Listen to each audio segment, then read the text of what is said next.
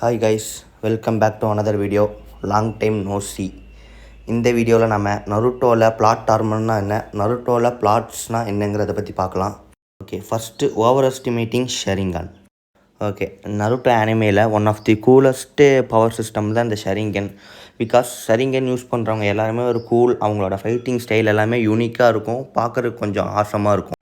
Okay, ஷெரிங்கன் ஏன் over எஸ்டிமேட்டிங்னா, இப்போ ஒரு பேட்டிலில் ஷெரிங்கன் ஒருத்தவங்க ஆப்போனண்ட்டாக ஒருத்தவங்க யூஸ் பண்ணுறாங்கன்னா அவங்க தான் பேட்டிலில் வின் பண்ணுறதுக்கான சான்ஸ் அதிகமாக இருக்குங்கிறது ஃபுல் அண்ட் ஃபுல் ட்ரூ கிடையாது. Because Sharingan has weakness. ஷெரிங்கனுக்குமே நிறையா வீக்னஸ் இருக்குது. த மெயின் வீக்னஸ் என்னதுன்னா ஸ்பீடு தான். Characters like Tobirama and Minato அவங்களாம் ஒரு speed based characters. Then jinchurikis, Naruto, அப்புறம் டெயில் பீஸ்ட், அதர் டெயில் பீஸ்ட்லாம் இருக்கும் இல்லையா, அவங்களால வந்து அவங்களுக்கு என்ன வீக்னஸ்னால் வந்து அவங்கள வந்து ஈஸியாக கெஞ்சுட்ஸில் லாக் பண்ண முடியாது. அந்த மாதிரி ஷெரிங்கனுக்கு வந்து ஒரு ஸ்டெப்பில் ஒரு வீக்னஸ் இருக்க தான் செய்யுது. இங்கே உடனே அப்போது சாஸ்கே ஒபிட்டோலாம் வந்து 9 கண்ட்ரோல் பண்ணலையா, சாஸ்கே வாரப்போ எல்லா டெயில் பீஸ்டையும் கண்ட்ரோல் பண்ணலையான்னு சொல்லாதீங்க, நான் எக்ஸ்பிளைன் பண்ணுறேன். அதாவது மங்கேக்யூ ஷெரிங்கனோட நெக்ஸ்ட் லெவல் அப்டேட்டில் இருக்க மங்கேக்யூ ஷெரிங்கன் மூலிமா ஜின்ஜுரிக்கீஸை கண்ட்ரோல் பண்ணலாம். அதில் வந்து வெல் ட்ரெயின்டாக இருக்கணும். லைக் இட்டாச்சி, ஒபிட்டோ, சாஸ்கே எல்லாருமே வந்து கென்ஜுட்ஸு யூஸர்ஸ் வந்து நல்லா யூஸ் பண்ணுவாங்க கென்ஜுட்ஸு. அந்தளவுக்கு கென்ஜுட்ஸு யூஸ் பண்ணாலுமே சாசுகே அக்காட்சிக்கு கூட மெம்பர்ஸில் ஜாயின் ஆகிட்டு டாக்காங்கிற ஒரு டீமை கூட்டிகிட்டு 8 கேப்சர் பண்ண போவான் இல்லையா, அந்த டைமில் கில்லர் பியை வந்து கென்ஜுட்ஸில் லாக் பண்ணியிருப்பான். அப்போ பார்த்தோம்னா சாஸ்கே வந்து ஒரு எட்டர்னல் மங்கிக்யூ ஷெரிங்கன் யூஸராக தான் இருப்பான். மங்கிக்யூக்குமே அடுத்த ஒரு வெர்ஷனால் யூஸ் பண்ணிகிட்ருப்பான். அப்போயுமே கில்லர் பியை கென்ஜுட்ஸில் போடும் போது அவனுக்குள்ளே இருக்கிற 8 பீஸ்ட் அதை வந்து அன்டூ பண்ணிடுவோம். அதான் ஜின்ஜுரிக்கு யூசர்ஸை வந்து இப்போ ஒரு ஹியூமனை வந்து நம்ம கென்ஜுட்ஸில் லாக் பண்ணலாம். பட் ஜின்ஜுரிக்கு ஹோல்டரில் வந்து லாக் பண்ணோம்னா உள்ளே இருக்க டெயில் பீஸ்ட் வந்து அதை அன்டூ பண்ணிடும். எவ்ரி ஜூட்ஸு ஹேஸ் வீக்னஸ்ன்னு இட்டாச்சி சொல்கிற மாதிரியே தான் ஷெரிங்கனோட வீக்னஸுக்காகவே டோகிராமா கண்டுபிடிச்சா ஷேடோ க்ளோன் ஜூட்ஸு ரீஅனிமேஷனை விட்டுடலாம். FDG and water dragon jutsu, அப்புறம் பேப்பர் பாம்ஸ், அட்வான்ஸ்டு வேர்ஷனில் ஒரு பேப்பர் பாம் ஜூட்ஸு, இது எல்லாமே டோபிராமா எதுக்கு கிரியேட் பண்ணுறான்னா உச்சியாஸ்க்கு ஆப்போசிட், அவங்களோட விஷுவல் ப்ராலிஸுக்கு ஆப்போசிட்டாக ஒரு ஜூட்ஸுவை க்ரியேட் பண்ணுறதுக்காக கண்டுபிடிச்சது தான் இது எல்லாமே. ஷெரிங்கனோட அட்வான்டேஜ் என்னதுன்னா, ஆப்போனண்ட் இப்போ ஒரு ஜூட்ஸுவை கேஸ்ட் பண்ணுறாங்க, ஹேண்ட் சைன் யூஸ் பண்ணுறாங்கன்னா அவங்களோட சாக்ரா ஃப்ளோவை முன்னாடியே அவங்களால பார்க்க முடியும். ஷெரிங்கன் யூசர்ஸ் அவங்களோட சாக்ரா ஃப்ளோவை அவங்க ஹேண்ட் சைன்ஸ்க்கு ஏற்ற மாதிரி எப்படி போகுதுங்கிறத பார்த்து அதுக்கேற்ற மாதிரி அவங்க என்ன ஜூட்ஸுவை பெர்ஃபார்ம் பண்ண போகிறாங்கன்னு பார்த்துருவாங்க. இதுக்குமே ஷெரிங்கன் யூசர்ஸுக்கு அந்த ஜூட்ஸுவை பற்றினா தெரிஞ்சிருக்கணும். இப்போ வாட்டர் பேஸ்டு ஜூட்ஸு யூஸ் பண்ண போகிறாங்கன்னா அந்த ஜூட்ஸோட ஹேண்ட் சைன் யூஸ் பண்ணி இவங்களும் திரும்ப அந்த வாட்டர் பேஸ்ட் ஜூட்ஸை யூஸ் பண்ண முடியும். ஜாபுசாக்கு அகெயின்ஸ்டாக கக்காஷி யூஸ் பண்ணியிருப்பா இல்லையா, ஜாபுசா அந்த டெக்னிக்கை யூஸ் பண்ணுறதுக்கு முன்னாடியே ப்ரெடிக்ட் பண்ணிடுவான். அவனோட சாக்கரை ஃப்ளோவை வச்சே ப்ரெடிக்ட் பண்ணிடுவான். இதெல்லாம் தான் ஷெரிங்கனோட அட்வான்டேஜ், ஒரு பேசிக்கான ஒரு அட்வான்டேஜ். பட் இதே வந்து சூனிங் எக்ஸாம் அப்போ லீயும் சாஸ்கேவும் சின்ன ஒரு ஃபைட் பண்ணியிருப்பாங்க. அந்த டைமில் லீயோட ஸ்பீடை வந்து அவனால் மேட்ச் பண்ணவே முடியாது. என்ன தான் உன்கிட்ட ஷெரிங்கன் இருந்தாலுமே உன்னோட பாடியும் உன்னோட பாடி அண்ட் மைண்ட் வந்து அதுக்கேற்ற மாதிரி சிங்க் ஆகணும். ஸோ பேசிக்கலி ஷெரிங்கன் ஒருத்தர்கிட்ட இருந்தால் மட்டும் போதாது, அதுக்கேற்ற அவங்கக்கிட்ட அந்த கேப்பபிள் இருக்கணும். ஷெரிங்கன் யூஸ் பண்ணுற அளவுக்கு கேப்பபிள் இருக்கணும். இட்டாச்சி ஷெரிங்கன் யூஸ் பண்ணுறதுல ஒரு மாஸ்டராக இருப்பான். பிகாஸ் அவன் என்ன தான் அவன்கிட்ட சாக்ரா லெவலுங்கிறது மற்ற உச்சியாஸை கம்பேர் பண்ணும்போது இட்டாச்சிக்கிட்ட ரொம்ப கம்மியாக இருக்கும். அவன்கிட்ட சாக்ரா ரிசோர்ஸுங்கிறது கம்மியாக இருக்கும். அதனால தான் இட்டாச்சியோட மூவ்ஸ் எல்லாமே ஒரு சிங்கிள் மூவ்ஸாக இருக்கும். அதாவது ஒரு ஆப்போனண்ட்டை வந்து ஒரு டிஃபீட் பண்ணுறதுக்கு ஒரு சிம்பிளஸ்ட் வே, அதாவது அவன் டிஃபீட் பண்ணுறது ஒரு ஈஸியஸ்ட் வேவாக இருக்கும். பட் அது வந்து ஒரு சிம்பிளாக இருக்கிற மாதிரி இருக்கும், சிங்கிள் வேல இருக்கும். ஏன்னா இட்டாச்சியால் ரொம்ப நேரம் ஒரு ஃபைட் பண்ண முடியாது, அவன்கிட்ட சாக்கரா ரிசர்ஸ் அந்தளவுக்கு இருக்காது. அதனால் பேட்டில் எப்படி சீக்கிரமாக முடிக்கணுங்கிறதுக்கு ஏற்ற மாதிரி அவன் அந்த மாதிரி ட்ரெயின் ஆவான். தென் ஃபைனலாக ஒரே ஒரு பிளாட் மட்டும் நான் இங்கே சொல்லிக்கிறேன். என்னென்னா, வார் டைமில் கபூட்டோ, அதாவது சேஜ் மோடோ யூசர்ஸோட கென்ஜுட்ஸு எல்லாமே வந்து அது வந்து அண்டர் எஸ்டிமேட் பண்ணிகிட்ருக்காங்க. But Sasuke and Itachi both 2 members, ஒரு 2 உச்சியாஸுமே கபூட்டோ கூட ஃபைட் பண்ணியிருப்பாங்க. கபூட்டோ அப்போ ஸ்னேக் ஸ்டேஜில் வந்து ஒரு 100% ஸ்டேஜில் இருப்பான். அந்த டைமில் ஒரு கென்ஜுட்ஸு யூஸ் பண்ணி சாசுகே அண்ட் இட்டாச்சி 2 பேர்த்தையுமே கென்ஜுட்ஸு லாக் பண்ணுவான். அதாவது master of Kenjutsu, god of Kenjutsu இட்டாச்சியவே கென்ஜுட்ஸு லாக் பண்ணுவான் கபூட்டோ. தட் டைமில் சாஸ்கே அண்ட் இட்டாச்சி 2 பேருமே அவங்களோட மங்கிக்கு ஷெரிங்கனோட எபிலிட்டிஸை யூஸ் பண்ணுவாங்க. சுக்கியோமி யூஸ் பண்ணி 2 பேரும் அவங்க கென்ஜூட்ஸில் மாற்றி மாற்றி கில் பண்ணிப்பாங்க. கில் பண்ணி தான் அந்த கென்ஜூட்ஸுலேருந்து ரிலீஸ் ஆகிருப்பாங்க. அந்த டைமில் இட்டாச்சி மட்டும் தனியாக வந்து கபுடோ கூட ஃபைட் பண்ணியிருந்தானா அங்கே டிஃபீட் பண்ணியிருக்க முடியாது. இதுதான் வந்து ஒரு பிளாட். அதாவது ஒரு கதைக்கு தேவையான டைமில் ஒரு கேரக்டர்ஸை உள்ளே கொண்டு வருது, அந்த அவங்கள வச்சு ஒரு ஃபைட் பண்ணுறது, அந்த மாதிரி ஒரு சுச்சுவேஷன் தான் பிளாட்டுன்னு சொல்கிறோம். The 4th gate ninja War. 4th gate ninja War start ஆனதே ஒரு பிளாட்டில் தான் ஸ்டார்ட் ஆகும், பிளாட் ஆர்மலில்.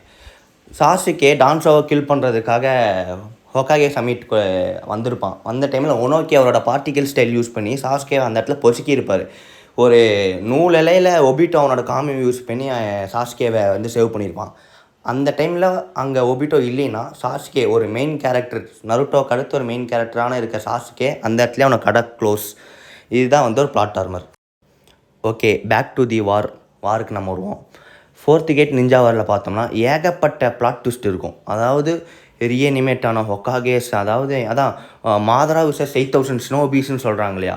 அதாவது மாதராங்கிறவன் வந்து உச்சியா கிளான்லேயே one of the strongest member, உச்சியாலே ஒரு ஸ்ட்ராங்கஸ்ட் மெம்பர். அவன் வந்து இந்திராவோட ரீஇன்காக்னேஷனில் வரவன். ஸோ அவனுக்கு வந்து சாக்ரா லெவல் அதிகமாக இருக்கும். சேம் லைக் சாசுகே, மாதரா கிட்ட சாக்ரா அதிகமாக இருக்கும். உச்சியாலே அவனுக்கு தான் ஹையஸ்டான சாக்ரா லெவல் இருக்குது. பட் அதுக்காகலாம் வந்து ஹஷிராமா லெவலில் இருக்கிறவங்களை வந்து டிஃபீட் பண்ண முடியாது. டிஃபீட்டும் பண்ணலை மாதரா. என்ன தான் வந்து ஹஷிராமா மாதரா டைமில் ஃபைட்டில் வந்து மாதரா அங்கே கில்லான மாதிரி ஆகி அவனோட ஈசனாமியை யூஸ் பண்ணி எஸ்கேப் ஆகிருப்பான். அது வந்து ஹஷிராமாவுக்கு வந்து செத்துட்டான்னு சொல்லிட்டு விட்டுட்டு போயிருப்பார். அதனால தான் வந்து அவன் அதில் வயசான காலத்தில் ஹஷிராமாவோட செல்ஸை யூஸ் பண்ணி தான் ரொம்ப நாள் உயிர் வாழ்ந்திருப்பான். ஒபிட்டோவை பிரெயின் வாஷ் பண்ணி இந்த 4th கேட் நிஞ்சா வார் வரைக்கும் ஒரு காரணமாக இருந்திருப்பான் மாதரா. இந்த டைமில் கதையோட ப்ரொட்டாகனிஸ்டாக இருக்கிற நருட்டோவாலேயே வந்து மாதராவை டிஃபீட் பண்ண முடியாத அளவுக்கு தான் காமிச்சிருக்கிறாங்க. பட் இதே பொருட்டோவில் எடுத்துக்கிட்டோம்னா பேரியான் மோட் நருட்டோ என்டர் ஆகிறான். அதாவது இஷிக்கி காகியாவை விட ஓவர் பவர்டான கேரக்டர். அதாவது காகியா எந்த அளவுக்கு ஒரு பவர்ஃபுல்லான கேரக்டர்னு தெரியும். ஒரு யூனிவர்ஸ் லெவல் பவரில் இருக்கிறவன் தான் காகியா. அவனையே ஓவர் கம் பண்ணுறவன் தான் இஷிக்கி. அவனை ஒன்றுமில்லாதவன் மாதிரி டைஜூட்ஸில் ஃபைட் பண்ணுவான் நருட்டோ. அந்த அளவுக்கு ஒரு ஓவர் பவர்டான ஒரு காட் லைக் மோடு தான் வந்து பேரியான் மோட். அதை வந்து 4th கேட் நிஞ்சா வார் டைமில் அந்த பேரியான் மோடில் வந்து நருட்டோ போயிருந்தானா மாதராவை வந்து டிஃபீட் பண்ணது ஈஸியாக இருந்திருக்கும். 200 எபிசோடில் போனது வந்து 2 எபிசோடில், ஒரு எபிசோடில் கதையை முடிச்சுப்போம், இன்னொரு எபிசோடில் எண்டு கார்டே போட்டிருப்பாங்க மாதராவுக்கு. தென் சேம் லைக், அதாவது ப்ரீவியஸ் ஜென்னில் ஹஷிராமா அண்ட் மாதரா ஃபைட் பண்ணதில் வந்து சோலோவாக டோபிராமா மாதராவோட பிரதரை டிஃபீட் பண்ணுறாரு, ஹஷிராமா மாதராவை டிஃபீட் பண்ணுறாரு. பட் அதே same back to 4th gate ninja war Tobirama, Hashirama, Minato அந்த மாதிரி எல்லா ஹொக்காகேஸ் இருந்தப்பையும் அதே மாதரா தான் ஒரு அட்வான்ஸ்டில் வந்து ரீஅனிமேட் ஆகி வந்திருக்கிறான். அவனை வந்து டிஃபீட் பண்ண முடியாத மாதிரி காமிச்சிருக்காங்க. கதையோட ப்ரோட்டாகனிஸ்ட் இருக்காங்க, எல்லாருமே இருந்துமே மாதராவை டிஃபீட் பண்ண முடியாத மாதிரி தான் காமிச்சிருக்காங்க. அது வந்து ஒரு கதைக்கேற்ற மாதிரி நம்ம படமே பார்த்தோம்னா ஃபஸ்ட்டு 10 நிமிஷத்துலேயே வில்லனை கொண்டுட்டோம்னா படம் நல்லா இருக்குமா? நல்லா இருக்காதுல்ல. அதே மாதிரி தான் கதைக்கேற்ற மாதிரி கடைசி முடி கொண்டு போய் ஃபைனலாக ஒரு வில்லனை வந்து ஒரு கன் ஷாட் பண்ணி கில் பண்ணுற மாதிரி காட்டுற மாதிரி தான் வந்து ஸ்டோரியுமே போகும். கிஷிமோட்டோ 4th கேட் நிஞ்சா வாரில் உச்சியாஸுக்கு கொடுத்த பிளாட்ஸ்லாம் எப்படி இருக்குன்னு பார்த்தோம்னா மாதரா அண்டு ஒபிட்டோவுக்கு லெக்கு ஹேண்ட்லாம் வந்து போச்சுன்னா ரீஜன் ஆகிடும். பட் அதே இங்கே ஹஷிராமா டோபிராமாவெல்லாம் படுக்கு போட்டு குத்திடுவார். தென் மினாட்டோக்கெல்லாம் கையெல்லாம் போயிடும். அப்போ தான் ரீஜன் ஆகாது. அங்கே பிளாட்டுங்கிற ஒரு ட்ரூத் சீக்கிங் பாலை கொண்டு வராரு கிஷிமோட்டோ. அந்த ட்ரூத் சீக்கிங் ஆப்போட ஒர்க் என்னென்னா ஒரு ரீஅனிமேட்டட் பாடியில் அது பட்டுச்சுன்னா ரீஜென்ரேட் பண்ண முடியாது.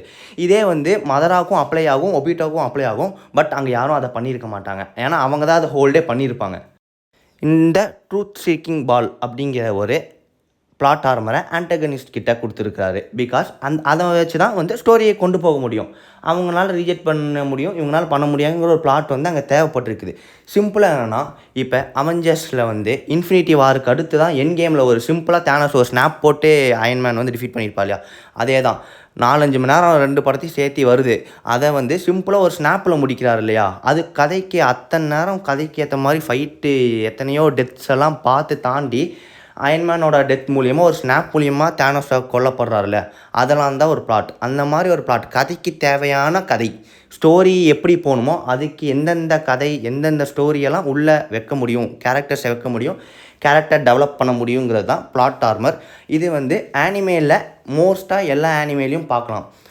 ப்ரோட்டாகனிஸ்ட்டுக்கே வந்து நிறையா பிளாட் ஆர்மர் வந்து சப்போர்ட் பண்ணுற மாதிரி ஆன்டாகனிஸ்ட்டுக்குமே நிறையா பிளாட் ஆர்மர் சப்போர்ட் பண்ணுது. இதெல்லாம் வந்து எக்ஸாம்பிள்ஸ் ஆஃப் பிளாட் ஆர்மர்ஸ். இதில் என்ன ஒரு கொடுமைனா, என்னதான் பிளாட்டு கிஷிமோட்டோ வச்சாலுமே மதராவை அவ்வளோ ஓவர் பவர்டு 8th கேட்டில் ஓப்பன் ஆகி ஃபைட் பண்ணுற கையவே வந்து மதராவை ஃபுல்லாக பிளாஸ்ட் பண்ணி விட்டுமே ரீஜெனரேட் ஆகிற மதராவை பின்னாடி இருந்து ஒரு பிளாக் ஜெட்ஸு முதுகில் ஸ்டாப் பண்ணி கில் பண்ணிடும். இதுதான் வந்து ஒரு வேடிக்கையான விஷயம் plot ஆர்மரில். That's all for this video guys. Thank you for watching this video. Sorry for the delay guys. இனிமேல் கண்டினியூவாக வீடியோ போடுறேன். Bye guys. Subscribe. Tata.